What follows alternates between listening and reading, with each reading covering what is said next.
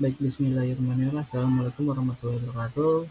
Perkenalkan, nama saya Aditya Satria Nugroho dengan nomor NIM 501201229.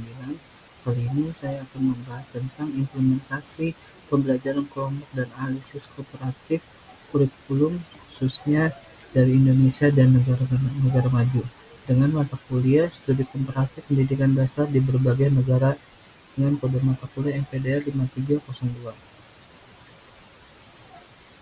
Yang pertama, pembelajaran kelompok atau kolaborasi memainkan peran krusial dalam menciptakan lingkungan belajar yang dinamis dan interaktif. Dalam presentasinya, kita akan mengeksplorasi berbagai aspek dari metode ini, termasuk kesan positif dirasakan siswa, kendala yang mungkin muncul, serta saran perbaikan untuk meningkatkan efektivitas pembelajaran kelompok. Kesan berkelompok, pertukaran ide yang meningkatkan wawasan. Pembelajaran kelompok memungkinkan siswa untuk saling bertukar ide dan informasi yang sangat penting dalam memahami perbedaan dan kesamaan antara struktur kurikulum Indonesia dan negara-negara maju. Ini membantu siswa memperluas perspektif mereka dalam pendidikan. Yang selanjutnya, diskusi kolaboratif meningkatkan keterlibatan. Kolaboratif adalah meningkatkan kerjasama yang melibatkan beberapa siswa untuk menciptakan suasana yang mendukung pemahaman yang lebih dalam terhadap konsep yang diajarkan. Dengan berpartisipasi aktif, siswa dapat menggali topik lebih jauh. Selanjutnya, pengembangan keterampilan kunci.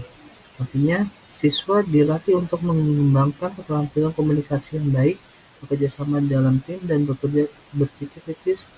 Ini penting yang akan berguna di masa depan baik dalam pendidikan maupun kehidupan personalnya. Selanjutnya, kendala dalam pembelajaran kelompok yang dialami. Yang pertama, perbedaan partisipasi. Tidak semua anggota berkontribusi seimbang sehingga ada kemungkinan dominasi oleh beberapa siswa dan keterlibatan yang rendah dari anggota lain. Artinya, contohnya pada saat penyusunan artikel ilmiah, di mana ada yang dominan, ada yang saling mengisi, dan sehingga pekerjaan akan semakin ringan. Selanjutnya, manajemen waktu. Ini penting pada saat pembelajaran berkelompok, di mana manajemen waktu itu sangat dibutuhkan untuk mengejar target yang akan dicapainya, waktu yang akan ditargetkan selesai dalam berapa lama. Selanjutnya, kurangnya referensi. Siswa sering mengalami kesulitan dalam mencari sumber informasi yang valid untuk mendukung diskusi mereka, terutama untuk membandingkan kurikulum dengan kurikulum lainnya.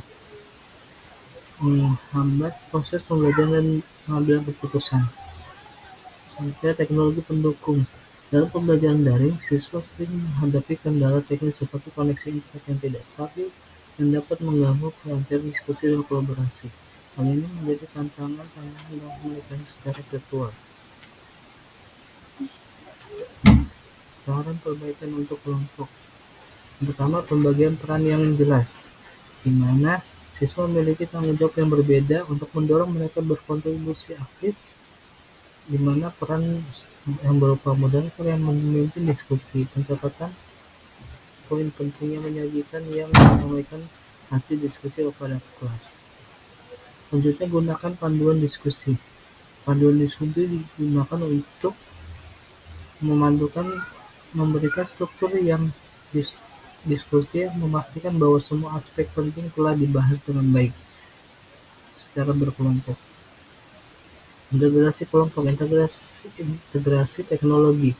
Dengan mengintegrasikan teknologi seperti Padlet atau Google Doc, siswa dapat menginformasi dan dia lebih mudah bahkan secara daring. Ini sudah dilakukan pada kelompok kami, bahwa penggunaan Google Doc itu dapat digunakan untuk menyusun atau merangkai dari pendahuluan hingga sampai penutupan ditelaah dari setiap bab ke bab lainnya. Selanjutnya, sumber belajar yang terkurasi. Artinya, guru menyediakan referensi yang terkurasi agar siswa dapat menemukan sumber informasi yang valid dan relevan. Daftar ini dapat mencakup buku, artikel, situs web yang terpercaya. Selanjutnya, evaluasi kelompok dan individu diperlukan untuk melihat kontribusi setiap anggota. Selanjutnya, analisis komparasi struktur kurikulum yang dianalisis yang pertama di Korea Selatan, Finlandia, dan Jepang. Selanjutnya, kurikulum merdeka di Indonesia. Kurikulum Finlandia. Di Finlandia adalah prinsip kesetaraan dan kepercayaan tanpa adanya sistem tinggal kelas atau ranking.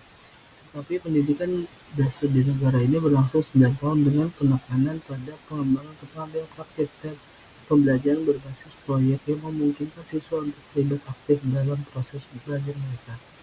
Selanjutnya di Korea Selatan, menekankan pada prestasi akademik yang lebih tinggi dan memiliki beban belajar yang sangat padat. Siswa menjalani pendidikan dalam struktur 6-3-3, artinya 6 tahun dasar, menengah, dan mirip seperti Indonesia, tetapi menghadapi disiplin yang lebih ketat dan waktu belajar yang lebih panjang, termasuk tambahan belajar di luar sekolah. Selanjutnya, kurikulum di Jepang. Kurikulum di Jepang menggunakan 6-3-3-4 dengan penekanan yang pembentukan karakter, disiplin, dan etos kerja keras. Waktu belajar yang lebih panjang, yaitu 240 hari per tahun, dibandingkan Indonesia memberikan kesempatan lebih bagi siswa untuk mendalami materi. Selain itu, sistem ujian yang ketat memastikan standar akademik yang lebih tinggi, dengan fokus pada literasi, numerasi, dan nilai moral.